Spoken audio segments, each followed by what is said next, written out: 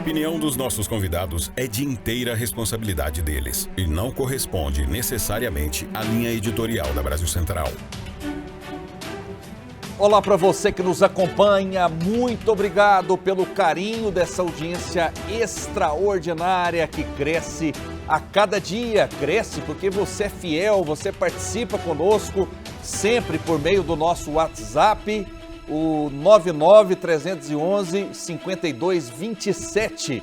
Também pelo YouTube, que tá bombando, e é muito importante que você se inscreva, dê o joinha para que a nossa mensagem chegue ao maior número possível de pessoas. Até o final do ano, com toda certeza, chegaremos a 400 mil inscritos. Já temos mais de 50 milhões de visualizações conosco, sempre gigantes debatedores.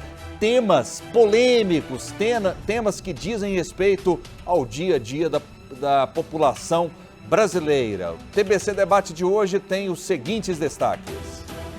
O feriado da Proclamação da República é marcado por manifestações em várias capitais brasileiras com críticas ao governo Lula. Fora Lula!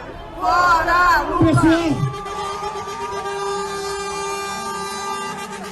Esse é o assunto da nossa pergunta do dia. Divulgação da visita da dama do tráfico amazonense a ministérios e ao Congresso Nacional continua repercutindo no meio político. O governo Lula sai em defesa de Flávio Dino e o Ministério dos Direitos Humanos confirma o custeio de uma das viagens de Luciane Farias à capital federal. Fui a Brasília recentemente, como postei nas redes sociais. Essa minha ida, ela foi paga pelo Ministério dos Direitos Humanos.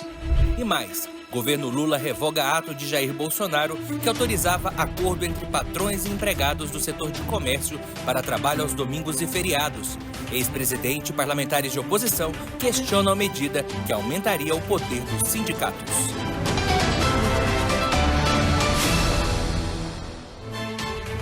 E no nosso YouTube a enquete é a seguinte: povo nas ruas de novo. Lula deve se preocupar? É assim que começam grandes movimentos populares, muita gente já questionando o governo de Luiz Inácio Lula da Silva. Conosco sempre gigantes debatedores e essa dupla que faz muito sucesso. Eles se respeitam, mas são completamente antagônicos, não concordam em rigorosamente nada. Eu acho que nem no time de futebol, nem sei para quem eles torcem. Conosco, os gigantes, Euler Ivo, comunista, tudo bem? Seja bem-vindo, Euler. Tudo bom, Rafael? Eu agradeço mais uma vez o convite para esse debate, agradeço aos telespectadores e cumprimento você. Ainda ontem à noite eu via você lá promovendo novos debates. Está inovando na TBC, parabéns. Muito obrigado. Você torce para quem, Euler?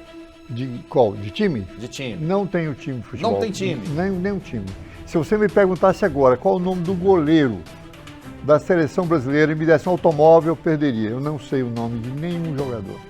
Tá certo. Essa seleção brasileira também, ela não está dando tanta alegria, mas fácil a gente falar sobre os ministros do STF, quem são, né? Oséias Varão, seja bem-vindo. Ele é conservador, ele é influencer, ele é combativo. Tudo bem, Oséias? Seja bem-vindo. Para que time você torce, Oséias? Rafael, na verdade, parece que eu me identifico também com o Euler nesse sentido. Eu não sou assim. A gente achou alguma coisa. Eu não acompanho o jogo de futebol. Eu sempre que eu tenho algum time goiano jogando contra times de outros estados, eu torço pelo time goiano. E quando eu tenho a seleção brasileira jogando contra outro país, eu torço pela seleção brasileira. Basicamente isso aí. Não são tão antagônicos quanto eu pensava. Mas vamos lá, falando de assunto forte, de assunto sério. Olha só o tema da nossa pergunta do dia. Manifestantes foram às ruas de 13 capitais brasileiras ontem, que foi o feriado da Proclamação da República. Eles protestaram contra o governo Lula em defesa do Estado de Israel, hoje em guerra contra o grupo Hamas. Esse é o assunto da nossa pergunta do dia com o brilhante jornalista Fernando Couto.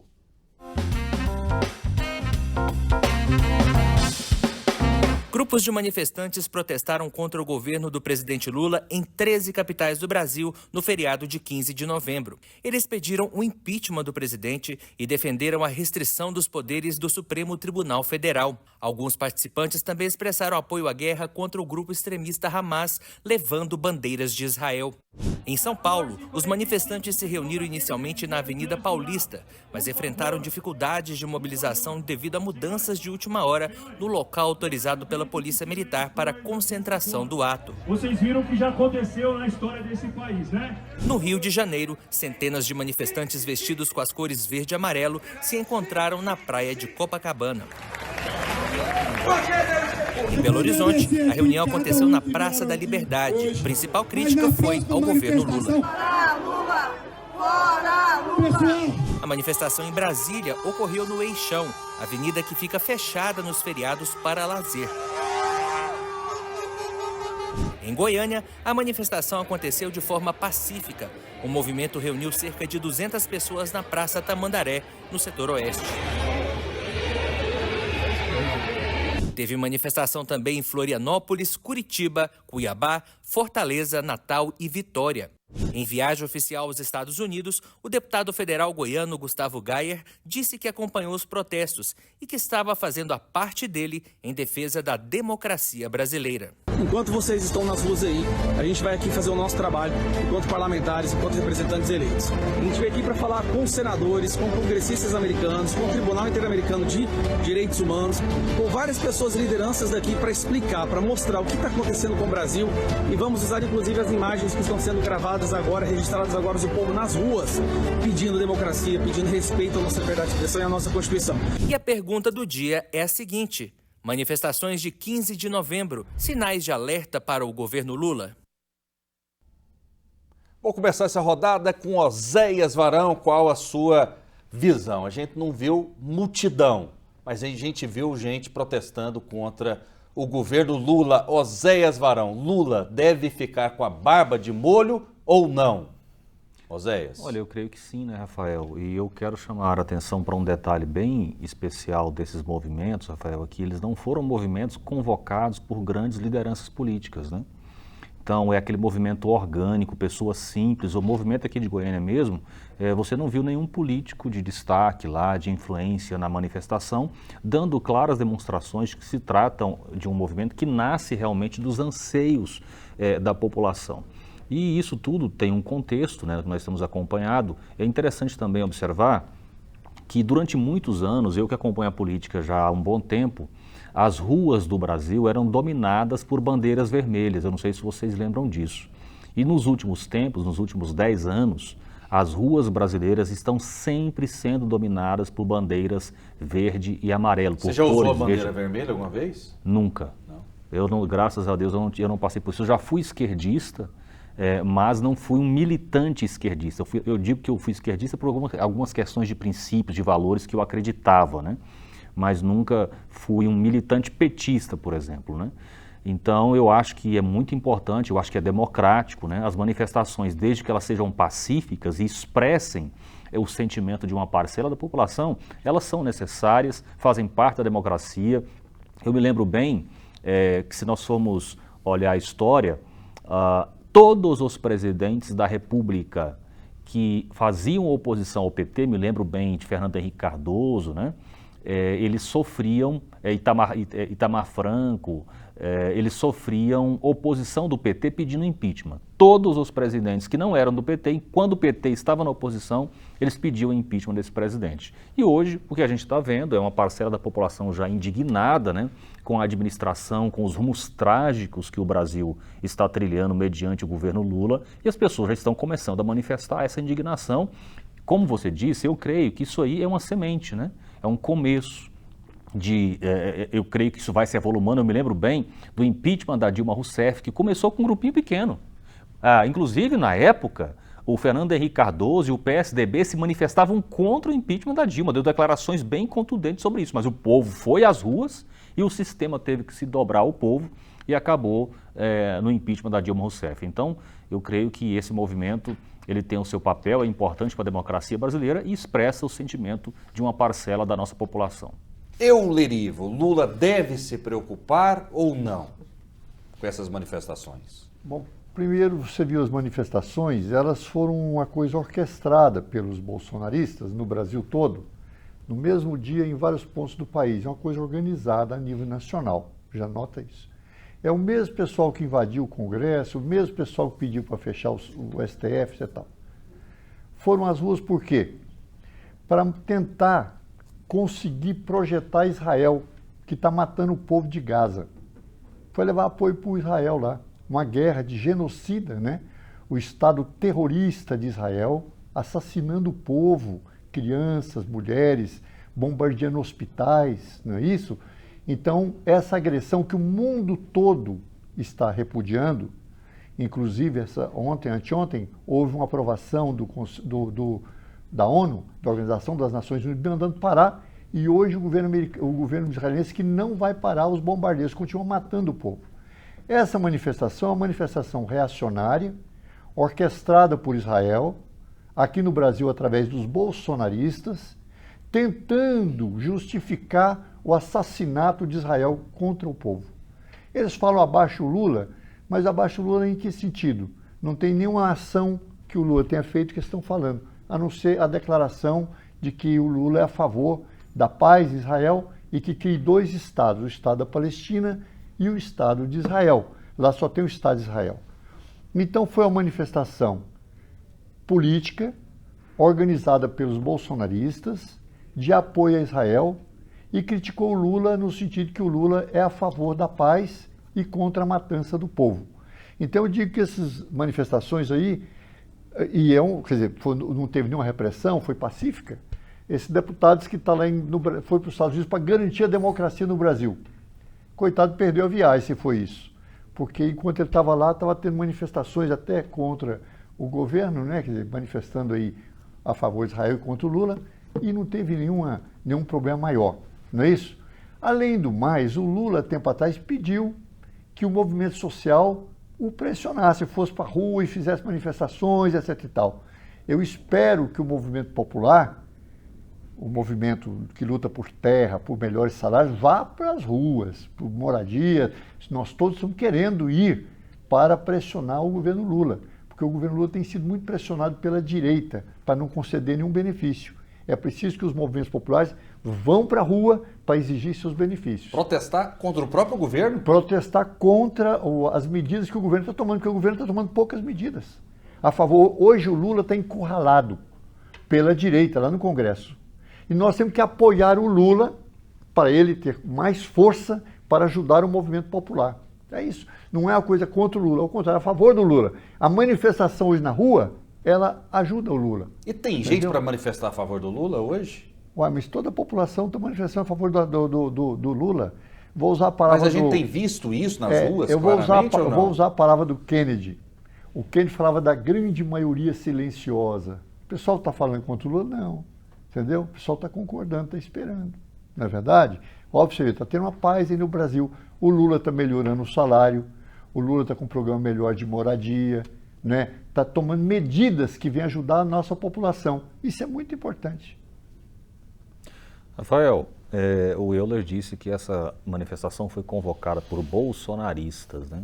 Eu fiquei curioso aqui qual bolsonarista ele está falando, se são lideranças políticas, grandes influenciadores do bolsonarismo.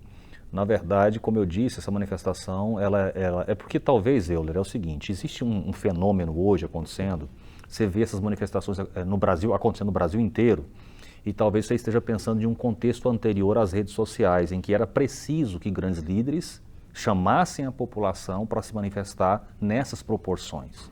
Hoje, com a rede social, o cidadão, por mais simples que ele seja, sem relevância nenhuma do ponto de vista de representatividade, se ele jogar uma ideia nas redes sociais e for ganhando a adesão, ele consegue fazer uma grande mobilização no Brasil. Então essa mobilização é um exemplo disso. Não houve grandes lideranças bolsonaristas convocando essa manifestação. Aqui em Goiânia, inclusive, não teve nenhuma lá das lideranças. Foi orgânico, é o povo mesmo, pessoas, se você for lá nessa manifestação, você vai perceber, pessoas simples, pessoas humildes. Você chegou aí? Eu não fui. Então como que você sabe? Porque eu vi os vídeos, né? E eu também conversei com pessoas que estiveram presentes, inclusive as pessoas reclamando que muitos políticos de direita não foram na manifestação, né, por várias razões. Então, na verdade, é um movimento, eu acho assim, orgânico, digno e parte da democracia. O governo Lula tem que estar sujeito à contestação, à manifestação. Foi isso, inclusive, que a esquerda fez quando ela não estava no poder, né? Eu acho que tem que ser respeitado uma manifestação quanto essa. E aí, eu vi você falando assim, olha, mas eles foram lá para pedir que Israel, defender Israel e tal. Para continuar a matança do povo. Não, né? mas não é isso não, viu, Euler? Na verdade, a gente não quer que matança continue, não é esse o ponto. Mas é isso, eu acho que Israel é isso. Eu acho que há uma série de desinformações acerca disso. Eu estava observando a notícia, né, de Israel, por exemplo, tentando tirar as crianças de dentro do hospital, para levar para um lugar seguro, os terroristas não deixaram. Israel levou médicos israelenses para dentro do hospital para socorrer aquelas pessoas e o grupo terrorista não queria deixar os médicos entrarem lá dentro. E aí, uma coisa, eu vi um vídeo essa semana os terroristas levaram reféns para dentro dos hospitais. E quando Israel chegou na porta do hospital, tem um vídeo mostrando os terroristas levando os reféns, fugindo com os reféns para fora do hospital. Então existem essas variáveis que a gente tem que informar para as pessoas também. Israel não é esse monstro que às vezes algumas pessoas querem dizer. Terrorismo que tá mesmo. Matando o povo. Terrorismo mesmo, quem leva reféns para dentro de hospitais, que não permite que as crianças sejam socorridas no hospital, é o grupo Hamas. Né, vamos ser bem claros em relação a isso. Mas eu acho que a questão principal da manifestação nem era essa. Você via lá que essa questão de Israel era uma questão mais focada. A manifestação era a manifestação de brasileiros verde e amarelo, patriotas, preocupados com a liberdade de expressão, preocupados com o ativismo judicial que a gente tem vivenciado no Brasil e preocupados com o descaminho com o qual o Lula vem governando o nosso país. Mas você vê, você pode ter certeza, Oséias, não existe raio em céu azul. Se o céu está azulzinho e cai um raio, então tem uma área do céu que não está azul. Não existe manifestação no mesmo momento em todo o Brasil, a não ser organizada e orquestrada. Eu não disse que foi um grande líder que puxou, nada disso. É a maquinaria bolsonarista, ligada aos pastores das igrejas, ligada às redes sociais. Eles mobilizaram para quê? Para defender a matança em Israel. Isso é um crime. Isso é um crime. Mesmo assim, ninguém condenou lá. Deixa fazer lá. Entendeu? Porque as pessoas, com o tempo, elas vão compreender o erro delas de apoiar o Estado terrorista de matar as pessoas.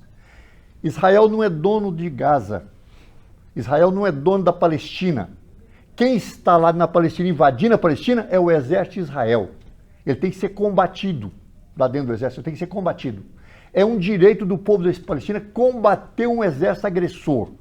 Israel, um exército agressor, foi lá no hospital. O hospital era da Palestina. Ele vai, cerca o hospital e mata, e aí as pessoas dentro do hospital é que são culpadas.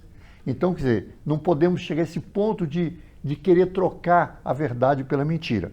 Então, hoje, o mundo todo está chocado com a matança que Israel está fazendo da população. É um Estado claramente terrorista, e eu quero ver até onde vai o governo americano.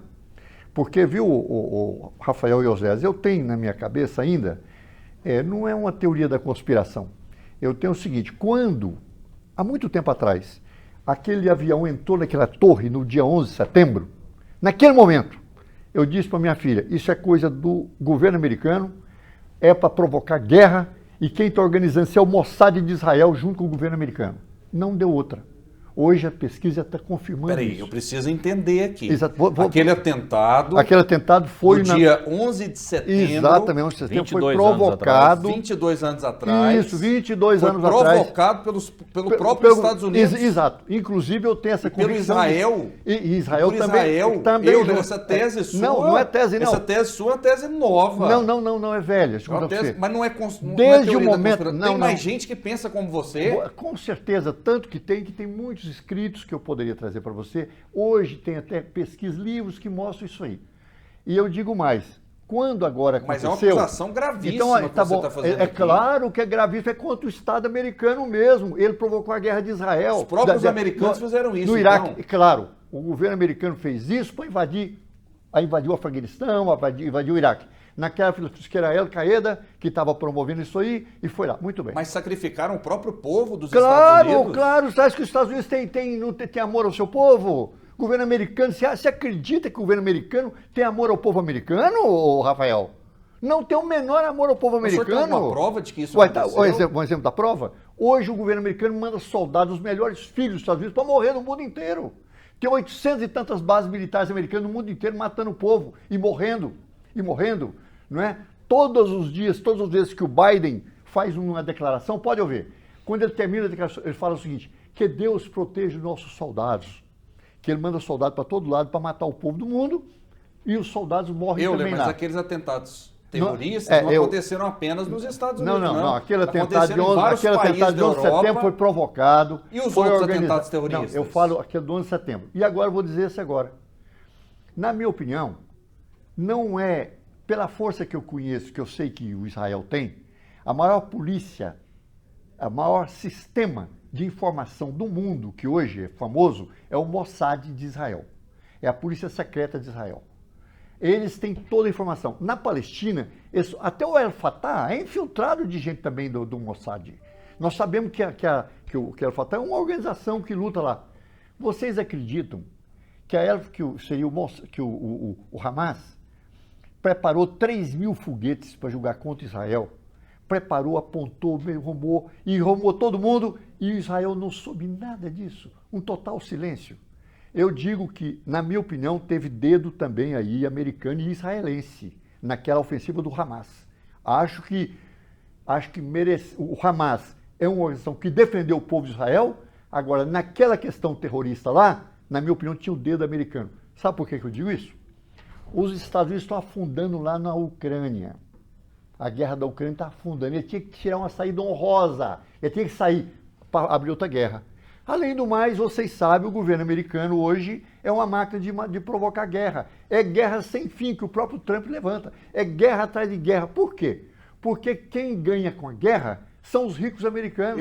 Você não está Eles que ganham com a guerra. Não. Você não está brigando contra os fatos, não? Mas como os fatos? Quem provoca guerra no mundo hoje é Estados Unidos. Nós temos imagens dos terroristas do Hamas matando aquelas pessoas. Isso, meu amigo, e eu dizia a você... E aí você está dizendo que os Estados Unidos e o próprio Israel provocaram isso? A minha opinião, eu tenho uma desconfiança, não posso provar. Como você ainda acha que não é teoria da conspiração? Não, eu tenho uma desconfiança sim, sabe por quê? Não seria possível um ataque daquela magnitude sem que o Mossad nada soubesse. Inclusive, quando a turma do Hamas saiu lá fora, as câmeras estavam desligadas, o portão estava desligado, muito estranho, mas tudo bem, eu acho que aquilo ali foi uma provocação, Israel desejava aquilo, o governo americano desejava aquilo, e o governo americano hoje está até aqui, junto com Israel, que ele não tem como sair dessa, porque os dois estão juntos, fazendo guerra. O que eles querem é levar o Irã para a guerra, o que eles querem é levar o Líbano para a guerra, o que eles querem é levar a Síria para a guerra e fazer toda guerra naquela região para vender arma, e ficar mais rico ainda. Que os Estados Unidos, hoje, a principal indústria americana de ponta é a indústria de armas. É o Estado no mundo inteiro que ganha com a matança dos outros. Hoje é um câncer da humanidade esse Estados Unidos como está agindo no mundo inteiro. Oséias Varão, eu quero a sua resposta, porque o Euler disse o seguinte, que o atentado de 11 de setembro de 2001 foi provocado pelos próprios Estados Unidos nas Torres Gêmeas. Ele disse também que o atentado terrorista do dia 7 de outubro tem o dedo de Israel e também dos Estados Unidos. Você concorda com isso? Hipótese nenhuma, né, Rafael? Eu só consigo pensar, ouvindo o Euler falar isso, nas pessoas que acreditam que a Terra é plana, né? Então tem gente que acredita, você vai fazer o quê? Eu me lembro bem de um vídeo do Bin Laden. Tem um vídeo do Bin Laden com um grupo de pessoas sentadas no chão, conversando, a filmagem, e eles mostrando uma torre, como é que seria o ataque do avião, em que posição que o avião deveria acertar para facilitar que o prédio do World Trade Center desmoronasse. Então tem esse vídeo aí da época mostrando que quem planejou aquele ataque foi o Bin Laden. Nunca ouvi falar desse vídeo, Não viu? tem, eu já Pior vi. que eu acompanho muito, mas viu? eu já vi, eu já vi esse muito. vídeo, eles conversando, circulou muito na época, inclusive, o Bin Laden mostrando como foi que eles planejaram o ataque, como é que eles escolheram o local onde o avião deveria acertar o prédio. Então, quem cometeu, isso é muito claro, inclusive não existe nenhum veículo de comunicação de relevância, nenhum governo que duvide do que aconteceu ali naquele dia, né? Pois olha aqui, ó, você falou do Bin Laden. Bin Laden era um agente da CIA. Ele era agente da CIA. Trabalhava para o governo norte-americano. O Bin Laden organizou os talibãs para poder atacar a Rússia lá no Afeganistão, que a Rússia estava lá e estava errada. Deveria ser atacada, sim. E o governo americano organizou, e o Bin Laden era um agente da CIA. O argumento que o Bin Laden então está organizando, então eu diria que então, isso ajuda. Isso até ajuda a minha tese, entendeu? A minha tese, que foi para provocar guerras. E agora é para provocar guerras. Mas o que eu acho importante agora, que isso vai ficando claro. Eu não vejo o Irã movimentando para fazer guerra agora. Não vejo nem o Líbano e nem a Síria. O plano americano de provocar uma convulsão ali está com um problema, está com dificuldade. Israel está bombardeando a Síria, Israel está bombardeando o Líbano, agora, além de bombardear a faixa do Gaza, para ver se provoca eles lá com a guerra, para uma guerra maior, de maior amplitude, para vender mais armas, vender aviões, vender munição de todo tipo. Quanto ao povo morrer, não estão nem aí com isso, Olha na Ucrânia. Pegaram a Ucrânia, está lá na guerra da Ucrânia, vão até o último ucraniano. O governo americano, esse que é o último ucraniano, que não é o governo americano que morre lá, está morrendo é ucraniano, não é? Provocado por eles. Uma guerra também sem fim. Mas eu acho que essas guerras, essas bases militares, essa agressão americana, são cordas que eles vão botando no pescoço deles mesmos. Porque existe um norte-americano chamado Paul Kennedy, um escritor, Paul Kennedy, historiador. Ele escreveu um livro que chama A Ascensão e Queda das Potências. Toda potência, ela invade outros países, explora o mundo inteiro, e para manter essa exploração, ela tem que ter um exército muito grande. Mas o exército não produz riqueza. O exército só consome riqueza. O exército faz guerra que só consome riqueza. Resultado, um país, uma nação grande como a americana, com 800 e tantas bases militares no mundo, provocando guerra uma atrás da outra, ainda que um setor dele fique rico, a economia vai afundando. Ok. Vai afundando. Vamos registrar participações aqui no 99-311-5327. As manifestações foram orquestradas no mesmo dia por bolsonaristas. O Euler é engraçado. Claro que foi orquestrado, uai.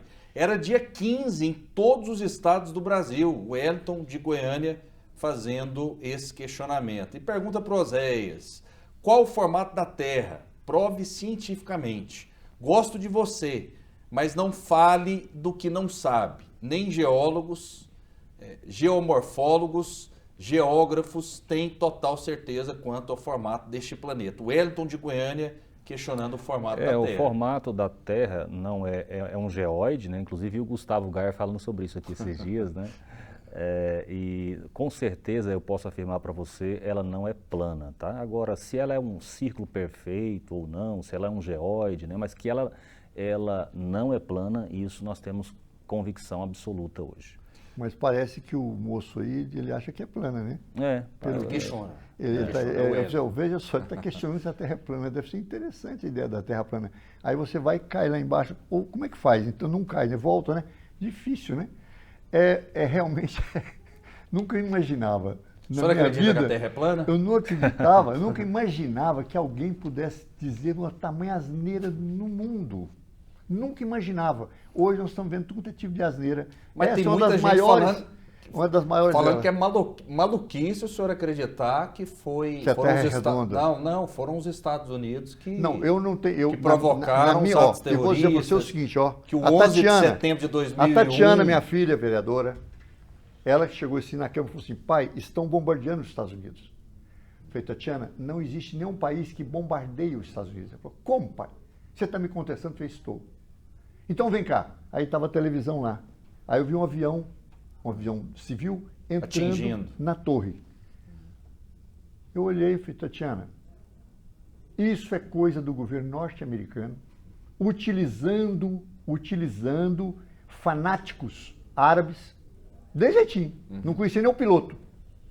E eles querem provocar guerras. Isso, o objetivo é guerra. Logo a seguir, veio uma informação, tá lá que o Sr. Bush, que era presidente da República na época, ele estava visitando uma escola de criança. Ele estava visitando, o cara chegou e cochichou para ele, ó, quer dizer, estão julgando, atravessou. Ele demorou 20 minutos para reagir. Não teve nenhuma reação, como se nada tivesse acontecendo. 20 minutos. E teve, avião caiu em cima do Pentágono, etc, etc. Então, para mim, aquilo confirmou mais ainda. Logo a seguir, o que veio? Guerra. A Tatiana hoje concorda com o senhor? Não, a pergunta não. A Tatiana foi uma testemunha de que eu disse isso. Sim, mas ela concorda com o senhor? Eu não sei se concorda inteiramente, mas eu tenho a impressão que concorda. Porque é o seguinte, é uma questão... E a Isaura, que é a esposa do olha senhor? Olha aqui, o Rafael. Você acha que o governo americano interfere em vários países, provocam guerra, derrubam governos. Essa articulação, eles vivem para isso. O Pentágono é isso. O chamado Estado Profundo é isso. Eu digo mais, quem decidiu tirar o Lula do combate foi os americanos. Quem decidiu voltar o Lula foi o americano. Infelizmente, lamentavelmente, quem manda no Brasil... A eleição do Lula foi orquestrada pelos americanos, então? O direito do Lula disputar a eleição,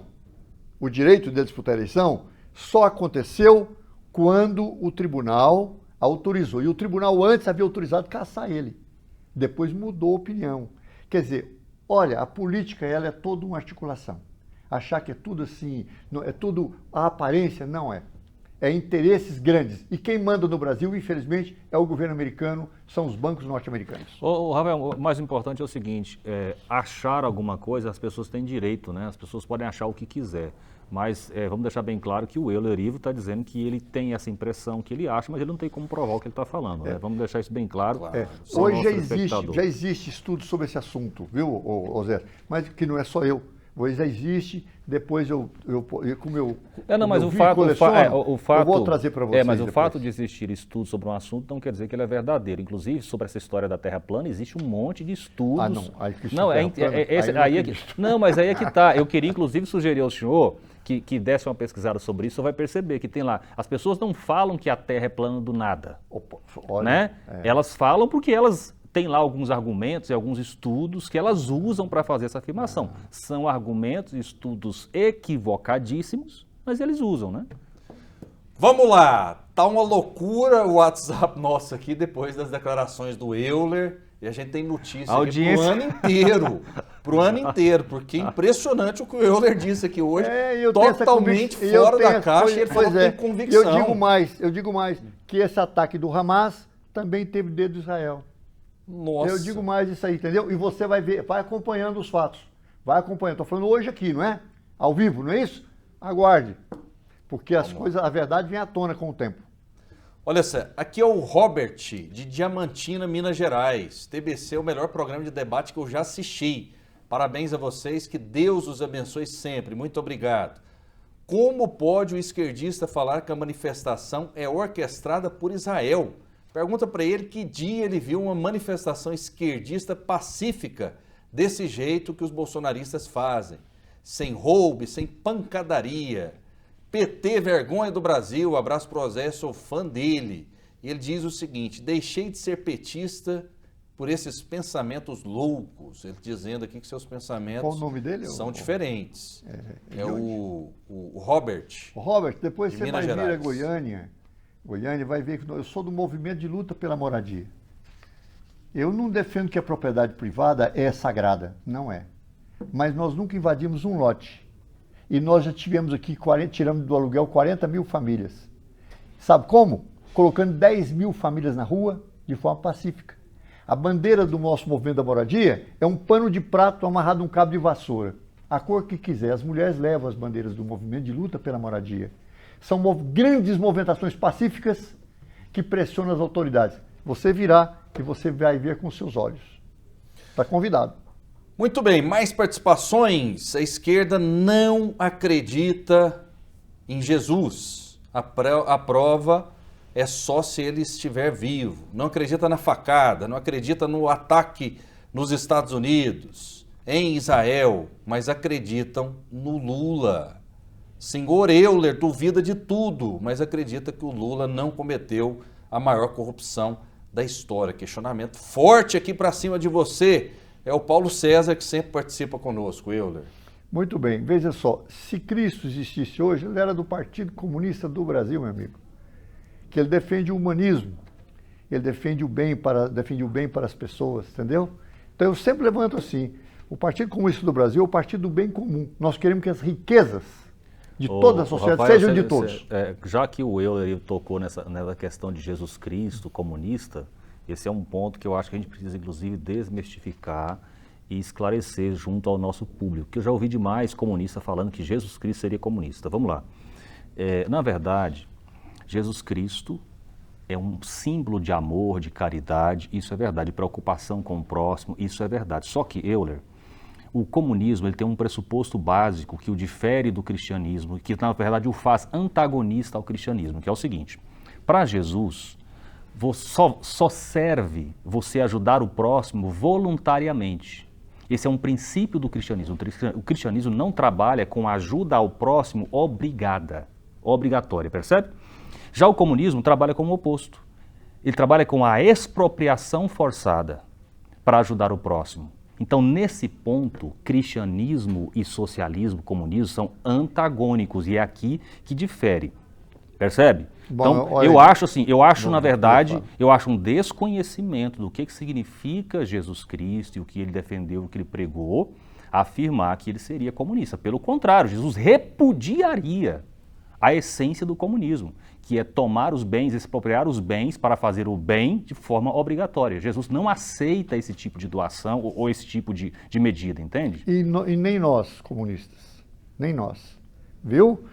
Quem toma os bens das pessoas é a grande indústria que cresce cada vez mais. Quem toma os bens das pessoas são os grandes bancos que roubam as pessoas. O que nós levantamos é que a riqueza, os bancos deveriam ser estatais. De quem que é o banco? Você conhece o dono do banco? De quem que é a grande indústria de automóveis? Você conhece o dono?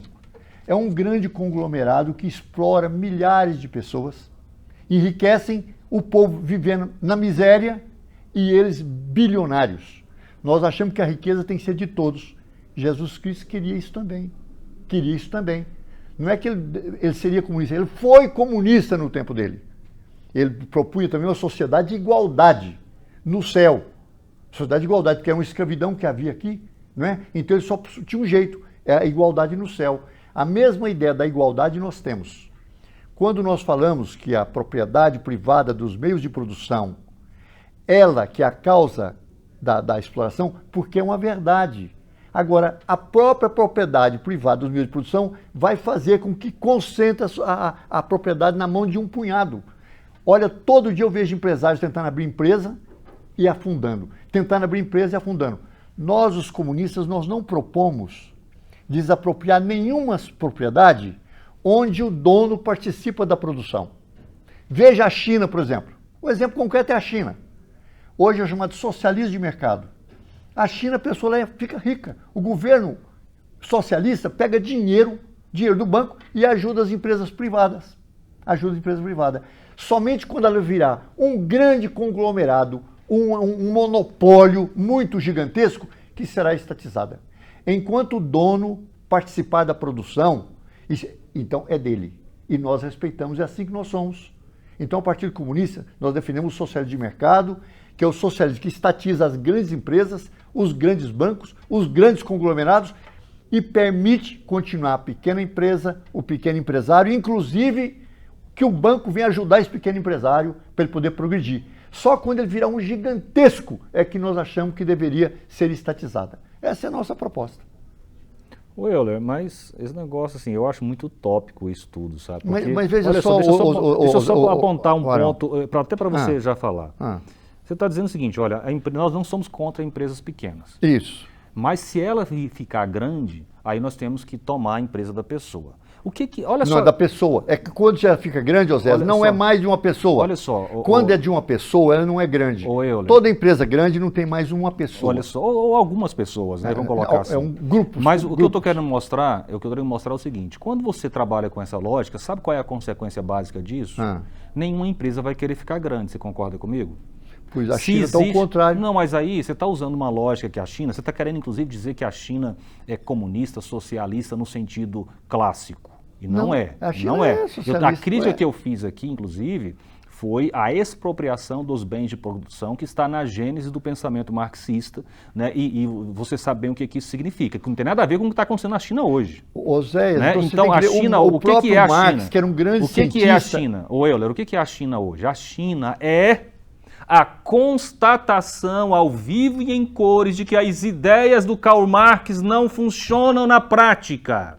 Eles tentaram implementar as ideias do Karl Marx lá durante 50 anos, a China só afundando, o trabalho extremamente desvalorizado na China, as pessoas morrendo de fome e de miséria. Essa é a China segundo Karl Marx. Aí de uns tempos para cá, de umas décadas para cá, de 20 anos, 25 anos para cá, eles resolveram mudar.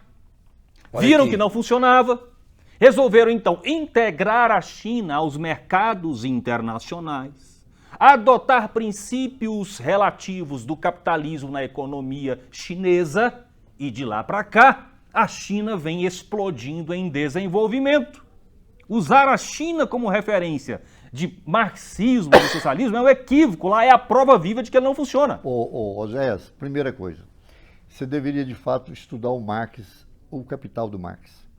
Estudar o Capital do Marx. O Marx, ele levanta o seguinte, o capitalismo ele vai desenvolvendo, vai crescendo a um tal ponto que ele vira um monopólio muito grande e ele vira um monopólio na área do banco, da finança, que não investe na produção. Hoje o mundo todo, o banco enfrenta um problema de investimento na produção. Aí o Marx levanta, as forças de produção do capitalismo se transformam contra o próprio capitalismo. Então são forças que vão paralisando o capitalismo. O Lenin, o Lenin na Rússia, ele estabeleceu o seguinte, é preciso mudar a economia e a pequena e média produção ser apoiada, ele chama NEP, Nova Economia Política. E ele morreu. Depois, o que os chineses fizeram? Pegou a mesma orientação do Lenin, do Marx, e aplicaram. Tanto que quem comanda a China é o Partido Comunista da China. E olha, eu acompanho muito isso, porque eu sou um teórico também do Partido Comunista. Eu estudo a economia, muita economia. A China hoje, ela está aplicando corretamente.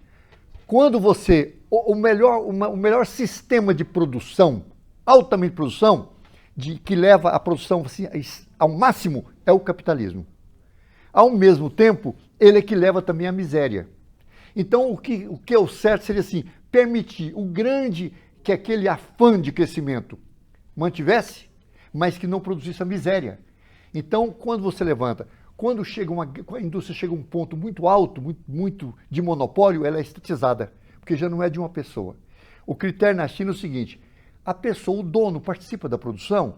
Sim. Então não mexe com a produção dele, ao contrário, ajuda ele. Ok, olha só. Entendeu? Olha só o que diz o hino comunista. Então não tem como, na minha modesta opinião, eu tenho direito a ela, né?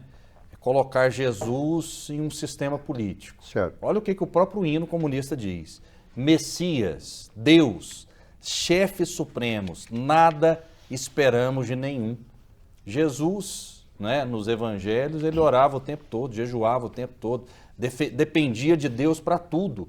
Como Jesus seria comunista se ele dependia de Deus? E o hino comunista diz que não se pode esperar nada de Deus, nada de Messias, nada de chefes supremos. Não é isso, Rafael. Sabe o que é o problema? É que hoje os ricos falam que a pobreza é sim, né? É sorte, Deus quer. Você é pobre porque Deus quer, e não é. Não joga em cima de Deus, não joga em cima de Cristo. Mas isso não tem nada a ver com o que eu estou falando. Não joga, então não é isso. Eu estou dizendo não é dizer assim, então a pessoa não tem rezar. não tem como colocar Jesus Cristo você não pode em nenhum espectro político. Sim, mas você não pode dizer o seguinte, olha, se Jesus você está rezar acima muito, de tudo isso. Se você rezar muito, você vai mudar de sua vida, vai ficar uma vida rica. Não vai, não vai. O rico reza, o pobre reza, a sociedade, a questão da religião está fora. Mas o Tanto que comunismo nós é não discutimos antagônico a religião. Deus. Não É tem nada. antagônico, Ao contrário, antagônico. nós achamos que Deus está no povo. Deus é esse sentimento positivo, bom, de bondade. Então tem que mudar o hino, de humanismo. Tem que mudar o hino do comunista, então. Bom, eu não sei, você falou igual do hino que eu nunca vi. Eu mando pra você. Tá bom, eu sou um Eu mando pra comunista, você. nunca vi falar isso aí. Tá bom, pra você. tá bom, tá bom. O papel aceita tudo bem. Não, o papel não. Tá bom. Foi um comunista que criou. O que eu quero levantar é o seguinte, que o Partido Comunista, nós entendemos que Deus, a ideia de Deus, é essa harmonia, é esse humanismo, essa coisa boa. Deus não é aquele cara ruim, um De poderoso, jeito nenhum. de olho azul, com um tacão na mão assim, para arrebentar com quem não submeter a ele. Não tem nada dessa visão. Esse Deus maldoso, que você é miserável porque Deus quer. Não, isso não existe. Isso aí é os ricos utilizando o nome de Deus para manter a riqueza deles. E nós somos contra isso. Na questão da religião, nós achamos que cada um tem que ser a sua religião. A sua religião, não se discute esse assunto. Tem que respeitar uns aos outros. Nós respeitamos profundamente. Inclusive, quem estabeleceu a liberdade religiosa no Brasil, na lei, foi um deputado comunista, o Jorge Amado. Ele era do Partido Comunista, deputado federal, e botou a lei da liberdade religiosa no Brasil. Pode pesquisar. Esse hino tem, entendeu? tem 150 anos. Ele foi feito por um comunista de Paris, o Eugène Potier. A Internacional é de Paris mesmo. Poeta de A Internacional, Rafael, exatamente. Então tá no hino isso. Não tem como, não tem jeito tá bom, colocar mas Jesus Cristo em qualquer espectro Rafael, político. me permita- seja ele direita ou esquerda. me permita- Ele está acima disso. Me permita fazer alguns contrapontos ao que o Euler disse. O Euler disse o seguinte, olha, bancos não financiam produção. Na minha visão, por exemplo, produzir casas, produzir apartamentos é fundamental para a sociedade, é produção. Eu queria fazer um desafio a você que mora em Goiânia. Na hora que você começar a andar na cidade, você vai perceber que existe uma infinidade de prédios sendo construídos em Goiânia. Observe na porta desses prédios que tem lá uma placa, e nessa placa consta quem está financiando esses prédios que geram, inclusive, centenas de milhares de empregos. Sabe quem é? Bancos. Quando você começar a andar pelo estado de Goiás e observar essas grandes indústrias que a gente vê às margens da rodovia, que geram centenas de milhares de empregos e renda no Brasil, você também observa na porta dessas empresas que tem uma placa lá, e nessa placa tem a indicação de quem financiou aquele empreendimento. Sabe quem foi? Bancos. Eu acho um equívoco esse ataque gratuito, equivocado, que o Euler Ivo faz aos bancos, né? Eu acho que o capital do banco é investido em grande parte, claro, no Brasil, na questão da produção. Ok, vamos, a gente Mas vai o banco, ter que seguir. é importante. 30 segundinhos, O que Osés, levanta que a gente aqui, vai ter que Osés, é o prosseguir. seguinte. O banco não está interessado na produção. O banco concentra o dinheiro, o capital está lá, ele empresta para você com um juro altíssimo. Na China também tem banco. Olha o juro que a China cobra do trabalhador, da pequena empresa. Não há comparação. O que o banco faz aqui é utilizar a necessidade do capital para ele pegar uma fatia enorme. Tanto que 46% da riqueza do Brasil vai para eles. Então, e eles fazem o que? Eles produzem? O banco não produz. Quem produz é o trabalhador na roça lá, é o operário fazendo carro, é o operário fazendo prédio. Quem produz é o trabalhador e até o empresário junto com ele. Não, Eloy, aí você mudou, Entendeu? aí você mudou o discurso já. Não, porque não no mudou começo, o banco no começo você dizia o seguinte, não, o banco não financia a produção, você falou isso. Não, o banco não interessa o financiamento da produção. Aí agora você já está dizendo que o banco não produz. Espera aí, são coisas diferentes. O banco realmente não produz. Primeiro, o papel do banco não é produzir. E o o financiamento da é produção, quando financiar eu a produção. falo, é o seguinte, Oséias, quando você utiliza o dinheiro para financiar a produção, você investe o dinheiro esperando a produção crescer para a produção desenvolver e ter lucro e desenvolver para todos. O banco empresta com a taxa de juros altíssimo para pegar para ele. É nesse sentido. Isso não estimula a produção. Ok. Entendeu? Vamos lá então. A nossa equipe, né, de produção, que trabalha tão bem, recuperou o momento em que as Torres Gêmeas foram atingidas no dia 11 de setembro de 2001, um dia que mudou a história da humanidade para sempre. Coloca aí, por gentileza, porque o Euler Ivo, e ele que provocou isso, ele disse o seguinte, olha... Aí, ó, essa imagem aí, ó... Pois não, Euler. Essa imagem aí, quando eu a vi, eu olhei, não tem jeito um avião lá nos Estados Unidos penetrar numa torre dessa se não for organizado. Não existe raio em céu azul, entendeu? Quando aconteceu as duas torres, eu falei, bom, Isso aí é para provocar guerra. Foi feito pelo governo americano. E tem mais. Tem dedo israelense do Mossad nisso, e quem está envolvido nesses bombardeios deve ser árabes fanáticos enganados pelo Mossad. Logo depois mostrou, os pilotos eram árabes fanáticos. Entendeu? Então, e foram lá, com certeza, esperando que vão para o céu, etc e tal. Ok. Dito isto, vamos seguir aqui com as outras pautas do programa. O governo Lula promoveu ontem uma ação coordenada em defesa do ministro da Justiça, Flávio Dino, após o Estadão revelar que auxiliares do ex-governador maranhense receberam Luciane Barbosa, conhecida como a dama do tráfico amazonense. Lula disse no antigo Twitter que Flávio Dino foi alvo de absurdos ataques artificialmente plantados e que informações associando o ex-ministro da Justiça a grupos criminosos são fake news difundidas numa clara ação coordenada. Agora até o Estadão está propagando fake news. Depois de Lula, o presidente do BNDES, Aloysio Mercadante, o ministro da SECOM, Paulo Pimenta, o ministro da Secretaria de Relações Institucionais, Alexandre Padilha, e a presidente do PT, Gleice Hoffmann, também defenderam Dino publicamente. Oséias Varão. Rafael, nós estamos aí, eu sempre gosto de dizer quais as palavras que melhor definem o Flávio Dino na minha visão. Flávio Dino é um fanfarrão incompetente. É um homem que gosta de holofotes, tem aquelas falas exageradas, né? Estrelismo. Ele é eloquente, viu, Oséias? Sim, muito. Aí se tem algo que ele é bom é na eloquência, na capacidade de manipulação, de retórica, né? Agora, o cidadão, ninguém nunca parou para observar como foi o governo desse homem no Maranhão? Qual a situação da saúde, da educação, da infraestrutura do Maranhão, que é um dos estados, talvez o estado mais pobre do Brasil? Esse homem é incompetente, ele é bom de gogó, é bom de manipulação, mas entrega de resultado é zero. Tanto que, enquanto essa turma estiver no Ministério da Justiça, com essas conversinhas... Rafael, pelo amor de Deus, isso me deixa muito indignado. A proposta que esse pessoal fez recentemente de intervenção nos aeroportos e nos portos para diminuir a violência e combater a violência e a criminalidade no Brasil, isso é só para inglês ver. Eles não querem enfrentar o problema de frente, de verdade, da violência. Aí manda os agentes federais para os portos e aeroportos para impedir a entrada de drogas e não sei o quê. Conversa fiada. Essa medida não vai resolver absolutamente nada, porque o problema da criminalidade do Brasil não passa por aí primordialmente. Só que eles não dão conta de resolver. Esse é o ministro da Justiça do Brasil. E agora...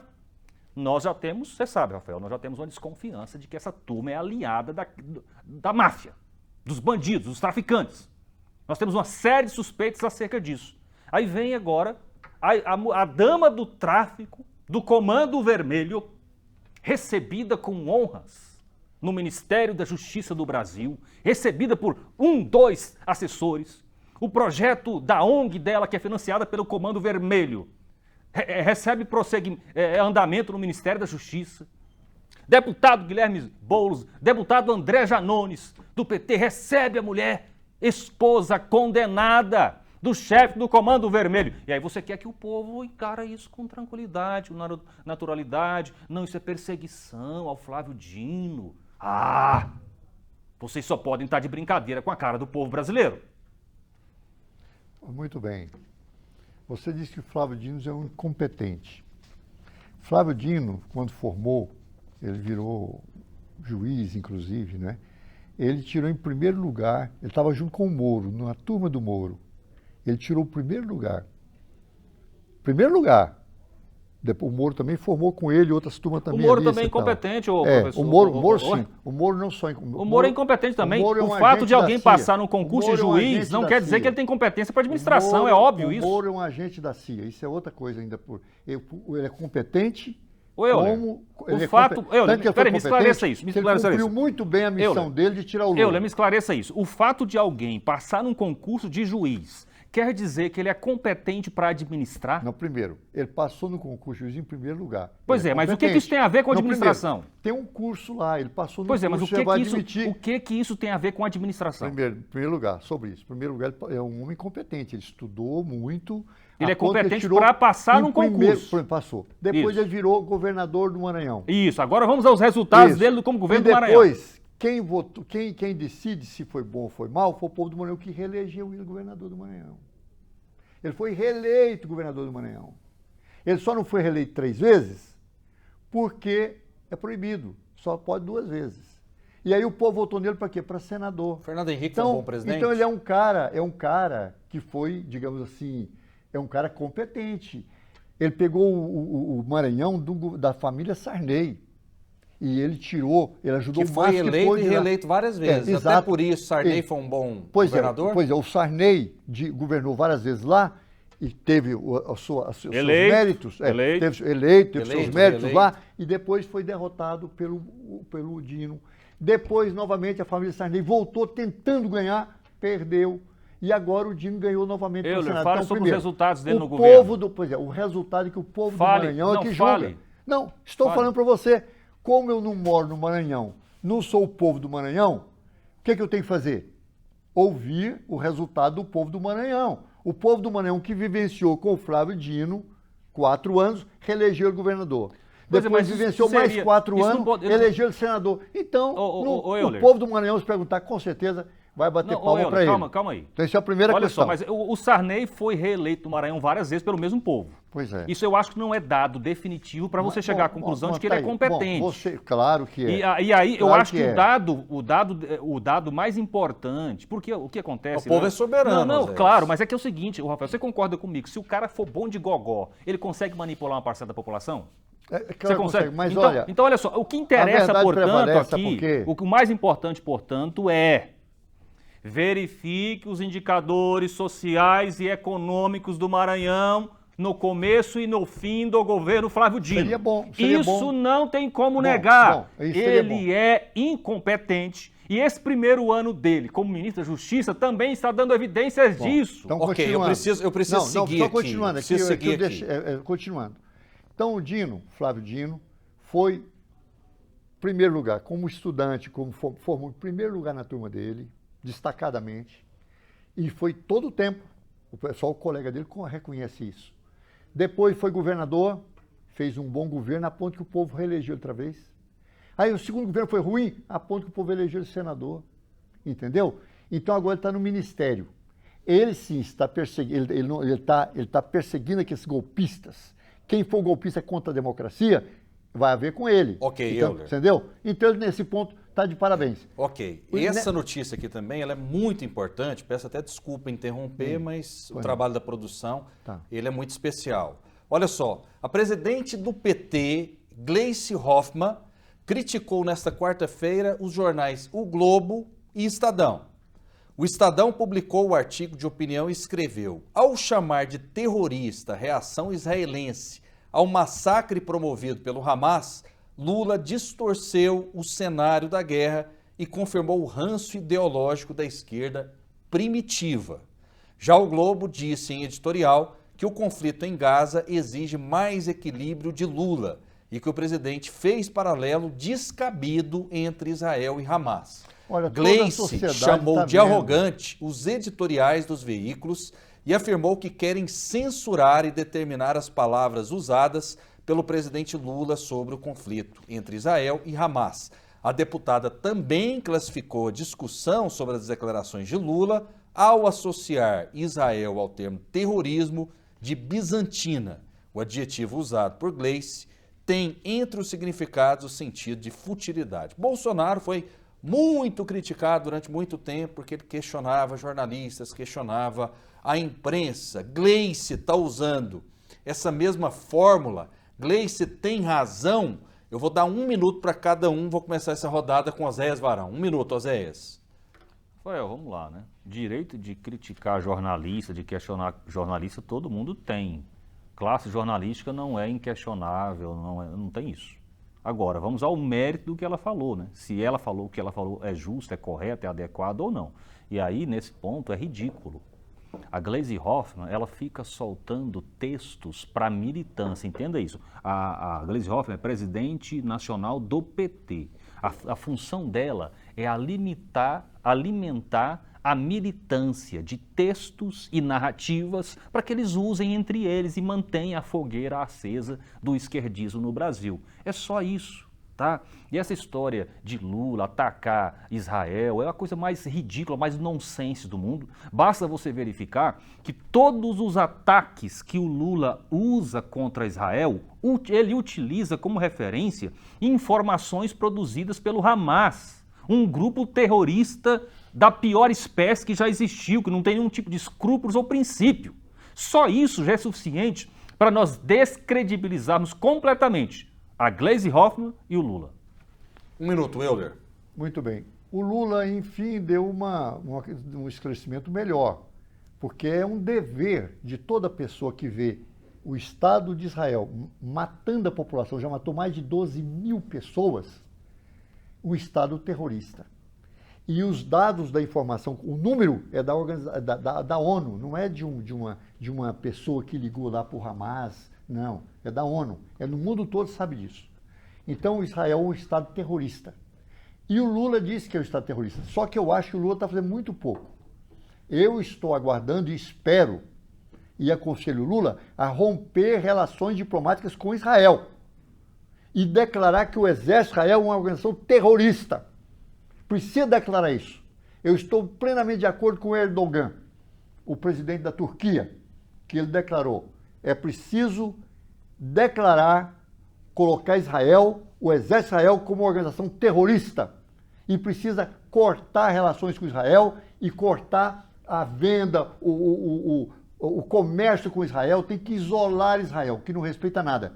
Ontem a ONU tomou decisão de uma pausa humanitária. O Netanyahu falou: não haverá paz humanitária. E continua matando pessoas lá. Okay. Eles vê, matando assim, tem mulheres e homens num campo num campo de moradia lá, de barraquinhas, joga bomba lá para matar homens, mulheres, crianças. É uma coisa terrível. Okay, eu espero que o Lula rompa relações com Israel. Isso é muito importante. Muito obrigado, Euler. Eu que agradeço também vocês. Acabou o tempo? Acabou o tempo. Até estouramos. José, muito obrigado. Eu que agradeço, Rafael, agradeço o Euler Ivo, os nossos telespectadores, ouvintes, internautas e até a próxima. Muito obrigado, fiquem com Deus e até a próxima.